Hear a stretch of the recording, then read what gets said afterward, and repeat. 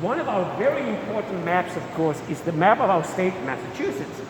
And this map has been used by many schools.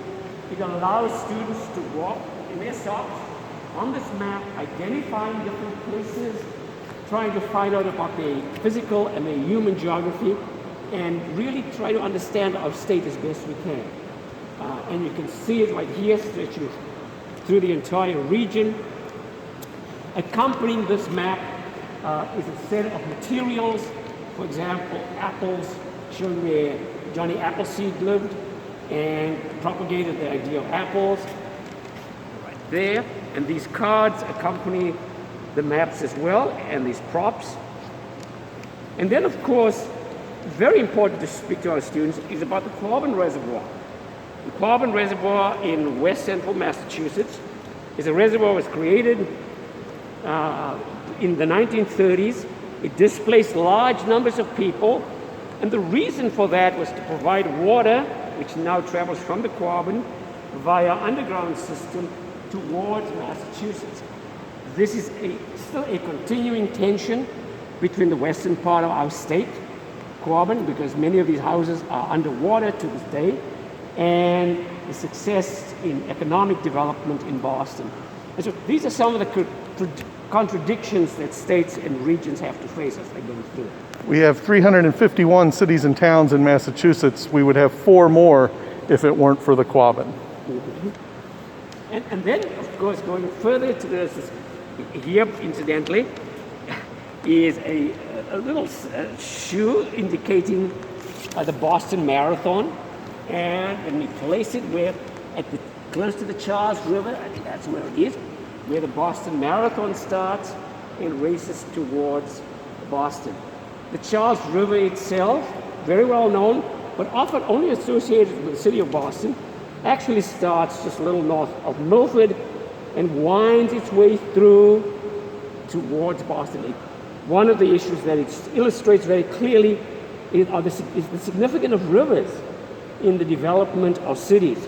And the reason why Boston was chosen because of its harbor as part of the settlement by people from Europe, as opposed to Plymouth, also a very important place in Massachusetts, was the fact that this hinterland was more difficult to penetrate, and the harbor itself was not adequate.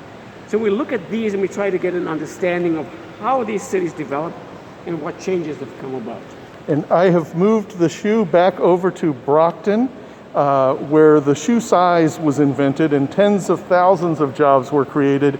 And Brockton is a bit unusual in that was a major manufacturing city with almost no water power. No rivers run through Brockton, a few run away from it, but no rivers run through it. So it was very reliant early on electrical power, and a fellow named Edison had a lot to do with the success of Brockton eventually. It's also where the first shopping center Santa Claus was. So lots of cool things that you can learn in our Discovering Brockton class at Bridgewater State. So as you can see, the state of Massachusetts, as in all states, is a fascinating place with enormous interest and diversity. One of those areas that's very, very significant in the development of the state, of course, is Cape Cod. And we have made sure that the Cape Cod Canal, which is a human-made feature connecting us from Buzzards Bay into the Atlantic Ocean, and really severely helping ships, prior to that, had to move right around this cape as it stretches around. And so that created a great change. One other feature of Cape Cod is the city of Provincetown, which is very well known, but in particular the Cape Cod National Seashore, where a great deal of research is being done on ocean issues and particularly on environmental concerns. So it's a really important state for us to think about. It's our state. We need to know not just the world, but the state here of where we live and where we spend our time. The Cape Cod Canal not only saved a considerable amount of time in shipping, say from New York City or points south into Boston, but a considerable amount of danger. If you look along Cape Cod, there are life-saving stations there now, the precursor to the Coast Guard. You could wreck a ship coming into Boston Harbor itself as well, but it was very common along the outer cape. There's a shipwreck site every mile along that cape or more. And there were a lot of heroic efforts to save shipwreck victims out there, but it was much easier to avoid it by building this, one of the world's largest sea level canals.